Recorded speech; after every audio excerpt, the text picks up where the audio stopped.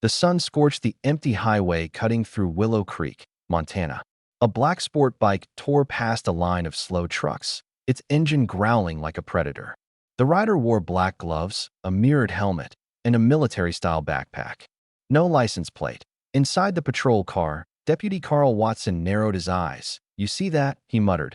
Officer Rick Barnes leaned forward, watching the bike disappear into the heat haze. "Yeah, no plates. Tactical gear. That's a red flag." Carl flicked on the lights and siren. "Let's pull him over. Out here, a guy like that's never good news." The siren wailed, breaking the stillness of the countryside.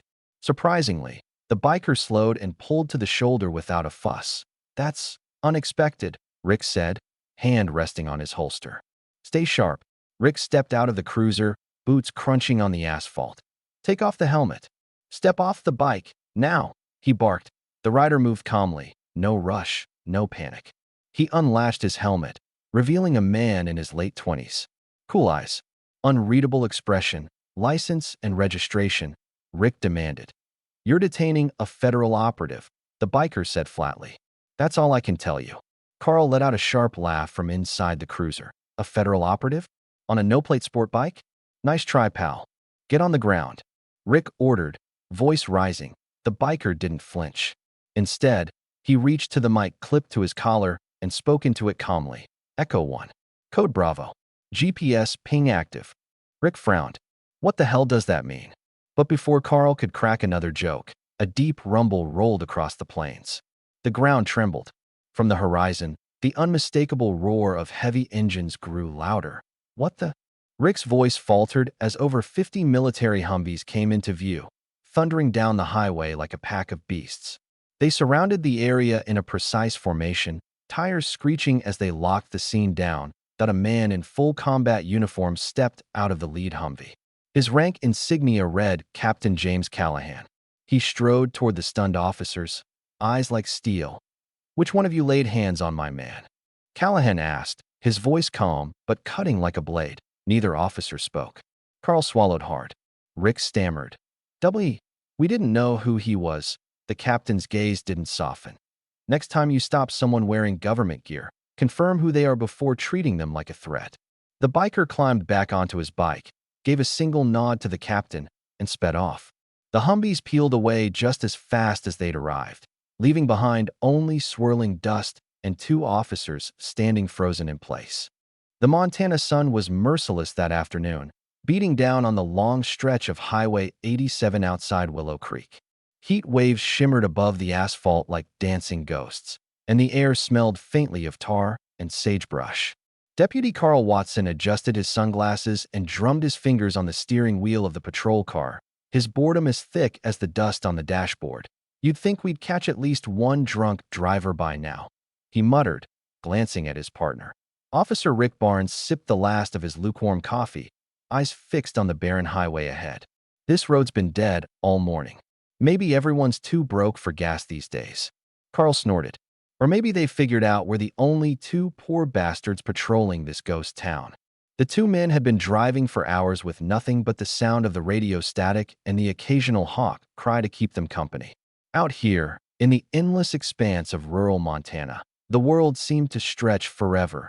Miles of golden fields, weathered barns, and the occasional broken-down fence. But then, something appeared in Carl's side mirror. "Wait. You see that?" he said, his voice low. Rick squinted. A dot in the distance was growing larger fast. Within seconds, it resolved into a sleek black sport bike slicing through the highway like a razor. It darted between a pair of lumbering 18-wheelers, the roar of its engine audible even through the closed windows of the cruiser. "No plates," Rick observed sharply. "And that backpack? Yeah, tactical," Carl agreed, flipping the switch to activate the red and blue lights. "Let's see what this guy's about." The siren wailed, breaking the silence of the plains. But instead of gunning it, the biker surprised them by slowing down.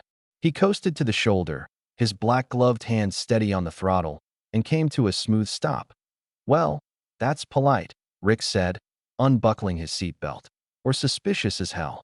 Carl's hand hovered over the Glock on his hip.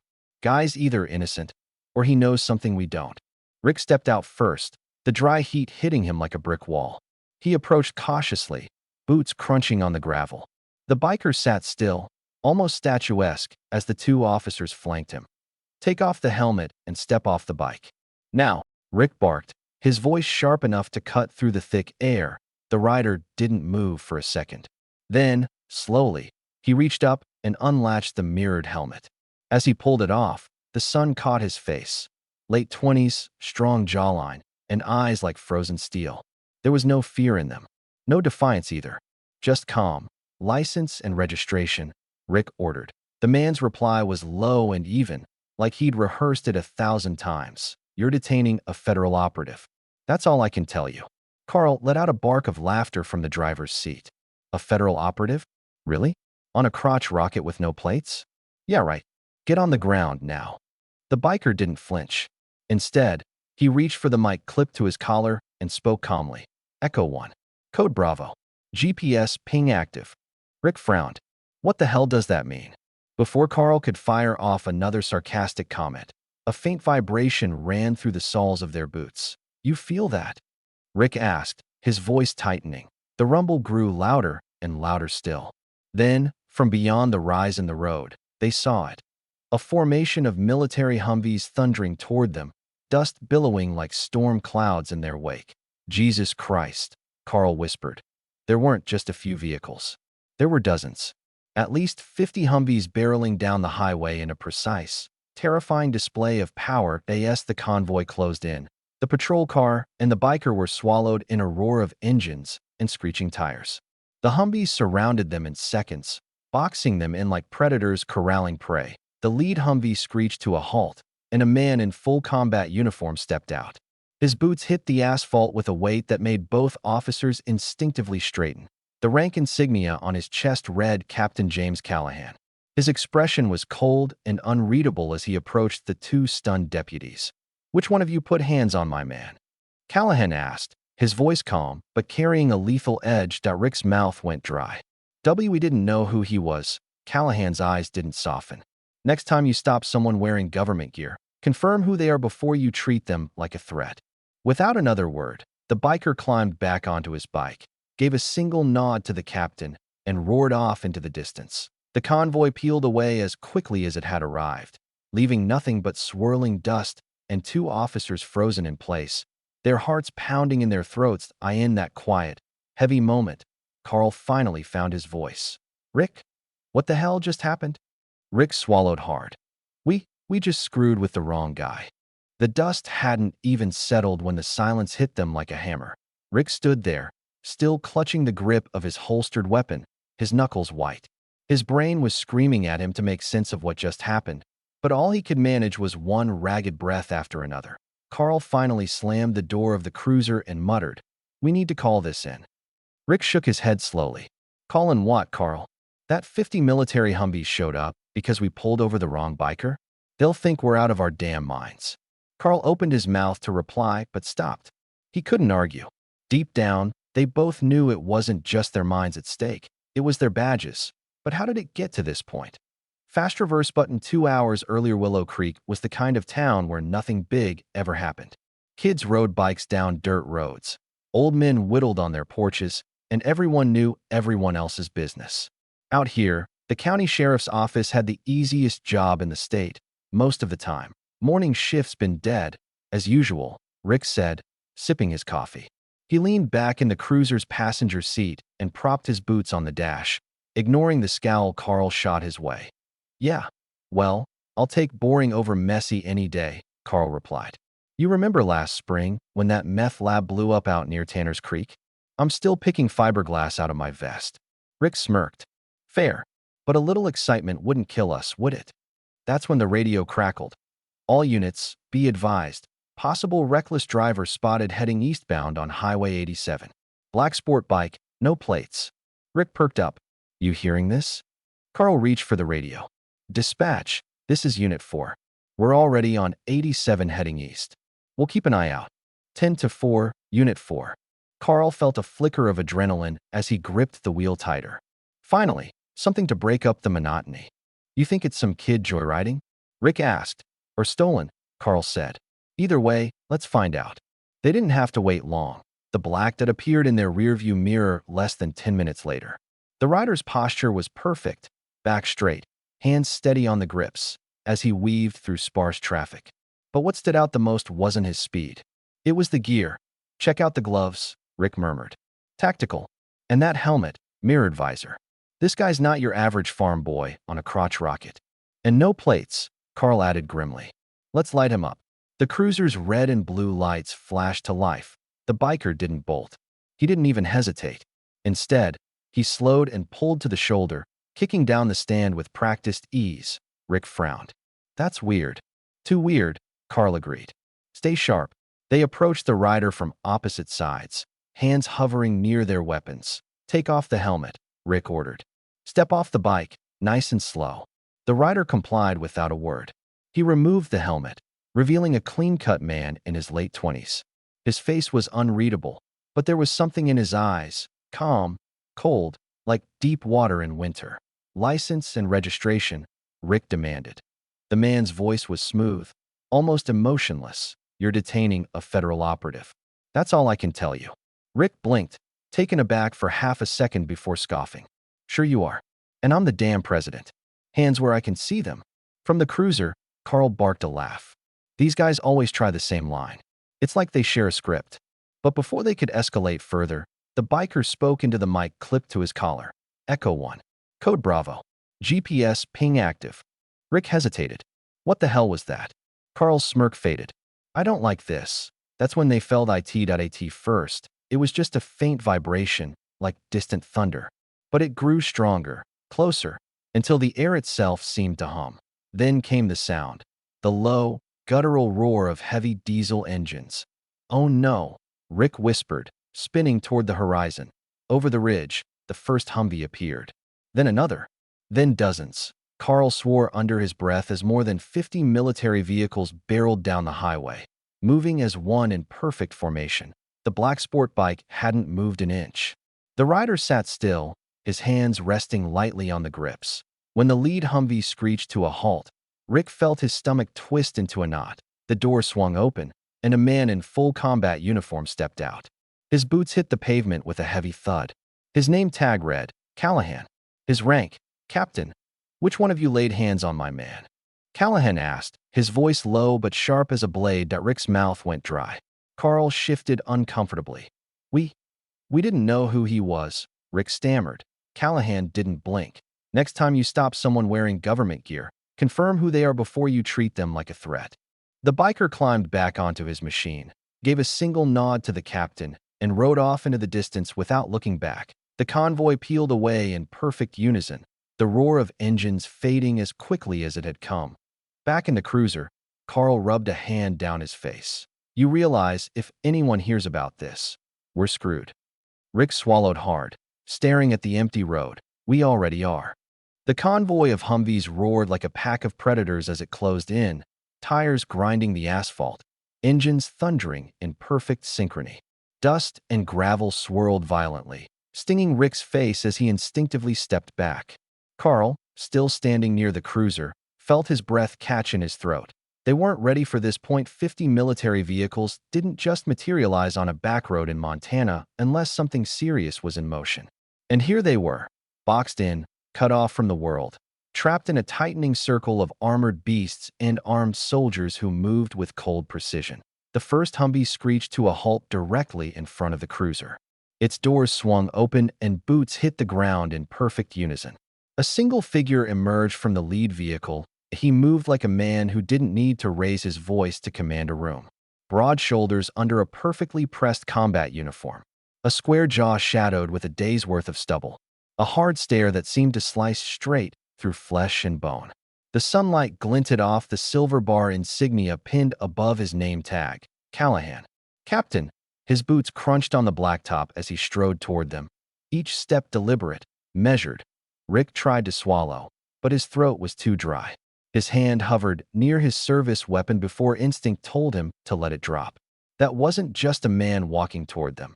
It was authority incarnate. Captain Callahan's voice was calm, but there was no mistaking the steel behind it. "Which one of you laid hands on my man?" The words seemed to hang in the air, heavy and suffocating. Carl opened his mouth, But nothing came out. That Rick's heart hammered so hard he thought it might crack a rib. He forced himself to speak, his voice cracking despite his best effort to sound composed. We didn't know who he was, sir." The captain stopped barely a foot away from Rick. His presence was suffocating, the kind of quiet, contained rage that needed no shouting. "You saw a man in government gear, tactical gloves, military-grade helmet, and your first instinct was to treat him like a threat." Rick's lips parted, but no words came out. He felt like a child caught red-handed by a furious father. Captain Callahan's eyes flicked to Carl. "Did you put hands on him?" Carl shook his head furiously. "No, sir. We didn't even touch him. Just tried to get his ID." Callahan's gaze lingered for a moment longer. It was impossible to tell what was going through his mind, but somehow, that made it worse. "Next time," he said finally, voice low, almost conversational. "You confirm who someone is before you escalate. You don't corner a wolf and expect him not to bite. You two understand?" "Yes, sir," Rick croaked, loud and clear. Carl added, his voice barely above a whisper. The captain didn't speak again. He didn't have to. Behind him, the biker, still sitting on his black sport bike, gave a small nod of acknowledgement to Callahan. Then he gunned the throttle and peeled off, the high-pitched scream of his engine cutting through the tension like a blade. As soon as the bike disappeared over the horizon, Callahan turned his back on the deputies without another word and walked calmly to his Humvee. The convoy moved as one, tires squealing as 50 military vehicles wheeled around in perfect formation and sped away. The rumble of engines faded into the distance until there was nothing left but the whine of the wind and the smell of burned rubber. Rick let out a breath he didn't realize he was holding. His hands trembled as he holstered his weapon. Carl rubbed a hand down his face, his palms slick with sweat. "What the hell just happened?" he muttered. Rick didn't answer. He was still staring at the empty road, as if the biker and the convoy might return at any moment. Carl leaned against the cruiser, his knees suddenly weak. "That guy." He made a call, Rick. A call that brought 50 Humvees down on us in less than 3 minutes. Rick nodded slowly. "We screwed up, Carl. We screwed up bad." There was a long pause. Neither man spoke, both too consumed by the gnawing realization that their careers had teetered on the edge of destruction just minutes ago. Rick finally broke the silence. "You think he's CIA? Or military intelligence?" Carl shook his head. "Doesn't matter who he was. What matters is, we just stared into the eye of the storm and lived to tell about it." Rick glanced at his partner, his jaw tight. "If word gets out, we're done." Carl's mouth twitched in a humorless smile. "Then we make damn sure it doesn't." For a long moment, the only sound was the wind whistling through the grass along the shoulder of the highway. The roar of the Humvees still echoed in the deputies' ears as the convoy boxed them in. Dust billowed across the narrow stretch of Highway 87, clouding their vision and filling their lungs with the dry, metallic taste of dirt. Rick Barnes swallowed hard as he watched a formation of soldiers spill out of the armored vehicles like a silent, well-oiled machine. Each movement was precise, deliberate. These weren't ordinary National Guard weekend warriors. These men moved like predators to eye in the center of it all. A single door slammed shut on the lead Humvee, the sound snapping Rick out of his frozen stupor. From the vehicle stepped a man in a crisp combat uniform. His boots thudded heavily against the asphalt as he approached. His name tape read Callahan, but it wasn't the name that made Rick's stomach knot. It was the way the man carried himself. Not rushed, not aggressive, but with the calm authority of someone who could end you with a word. Rick felt his breath quicken. The Glock on his hip suddenly felt like a toy, useless against this silent storm barreling down on them. Captain Callahan's gaze swept over the two deputies. It was clinical, assessing, like a surgeon deciding where to cut first. He stopped barely 2 feet from Rick, his shadow falling over the man like a noose tightening around his neck. "Which one of you laid hands on my operative?" The words weren't loud. They didn't have to be. There was no mistaking the lethal weight behind them. Rick tried to wet his lips, but his mouth was too dry. His voice cracked when he finally spoke. "We didn't know, sir. He didn't have plates on his bike, and you saw government-issued gear. Tactical gloves, military-grade helmet. And your first instinct was to escalate." Callahan interrupted. His tone was level, but every syllable sliced deeper than a shouted curse. Rick froze. His tongue felt like lead. Callahan's eyes shifted to Carl. who was still standing stiff by the cruiser, his fingers twitching against his thigh. "Did you touch him?" Carl shook his head quickly, almost frantically. "No, sir. We didn't even get close." He stopped. "We asked for ID. That's it." For a moment, the only sound was the hum of idling Humvee engines and the wind rustling through the dry grass. Then Callahan took one deliberate step closer. "Next time you stop someone wearing government gear, you confirm before you treat him like a threat." "Understood."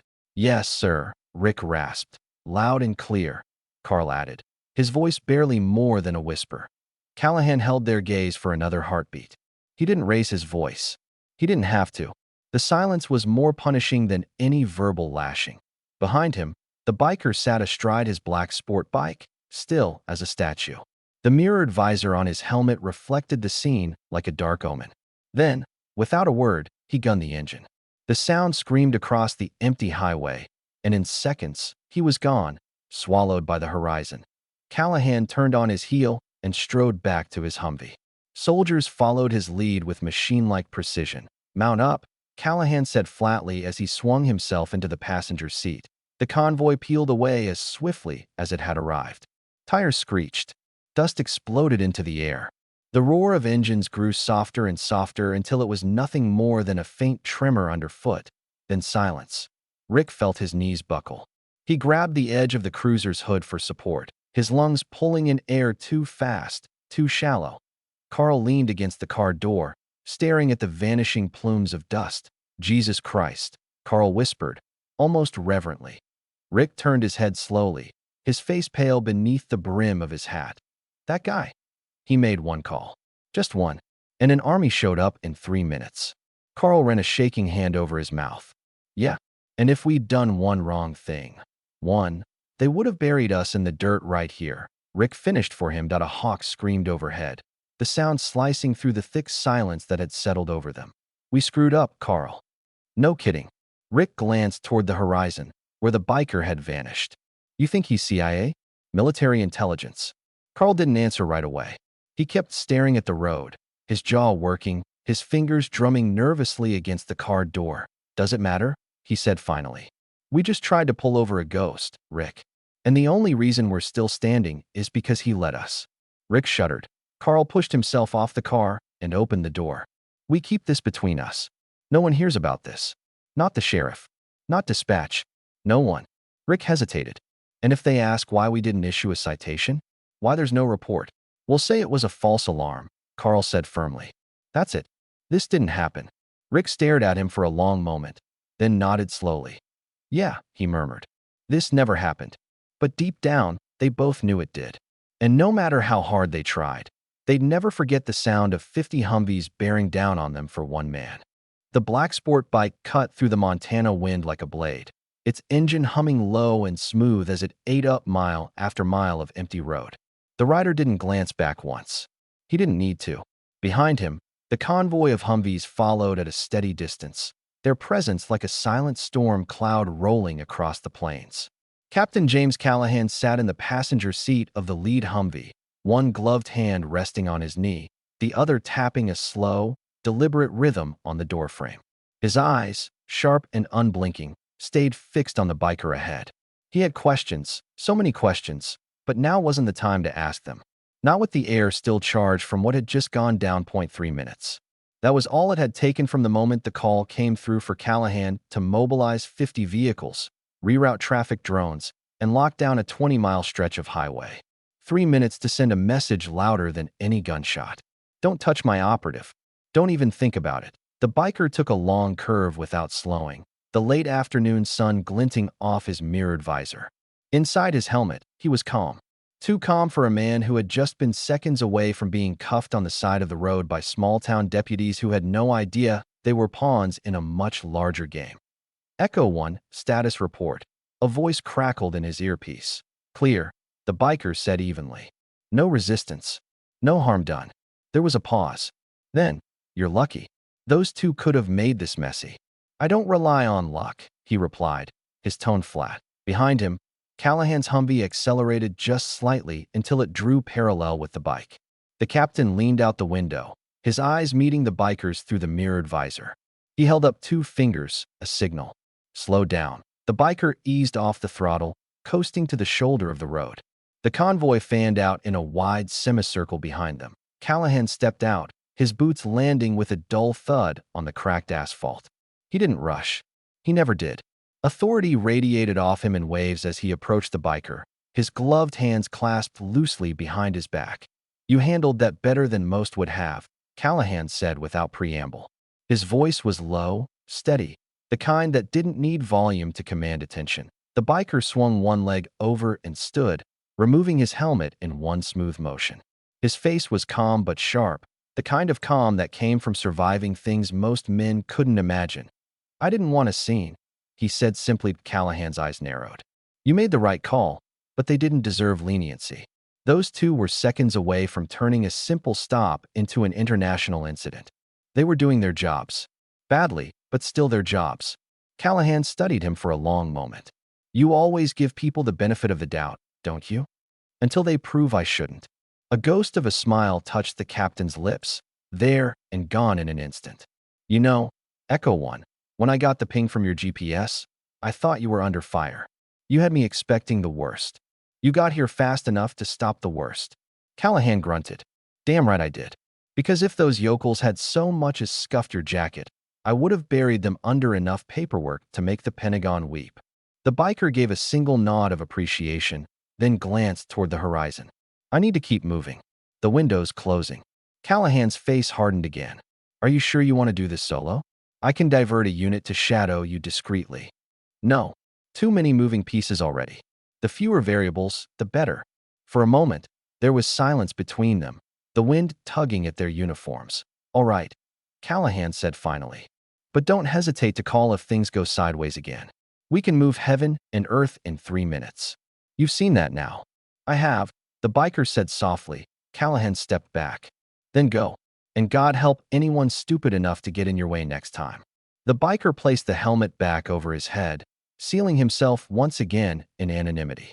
The engine snarled to life beneath him, low and controlled. Without another word, he eased the bike back onto the road and disappeared into the fading sun, the echo of his engine carrying long after he was gone. Callahan watched until the dot vanished over the horizon, then let out a slow breath. 3 minutes, he muttered to himself. That's all it takes to remind the world who not to screw with. Behind him, the convoy rumbled back to life. 50 engines growled in unison as the formation began to move. Whatever business Echo 1 was handling now, it was no longer their concern, not until he called again. And if he did, Callahan would answer. Always. The sun was sinking low behind the Montana hills when Rick and Carl finally pulled into the cracked asphalt lot of the Willow Creek Sheriff's Office. The building looked exactly as it had that morning. Dusty brick walls, a peeling blue sign over the door, the faint smell of stale coffee wafting from somewhere inside. But for the two deputies, it felt like they were stepping into another world entirely. Rick killed the engine, staring blankly at the steering wheel. His fingers were still trembling, though he tried to hide it. He hadn't said a word during the 20-minute drive back. Neither had Carl.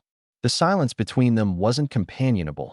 It was heavy, suffocating, like a secret threatening to crush them both. "You're quiet," Carl muttered finally, his voice hoarse. Rick forced a bitter laugh. "What the hell do you want me to say, Carl? That we just stared down a military convoy because we pulled over the wrong guy? That we almost died on a stretch of road where nothing ever happens?" Carl rubbed his face with both hands. "We didn't die. That's what matters. That's what matters." Rick's voice rose before he caught himself. "Carl, if anyone finds out about this, we're screwed. Our careers? Gone. Our lives? Maybe worse." Carl turned sharply. "Nobody's gonna find out. You understand me? Not the sheriff, not dispatch, not our wives. This never happened." Rick stared at him for a long, tense moment.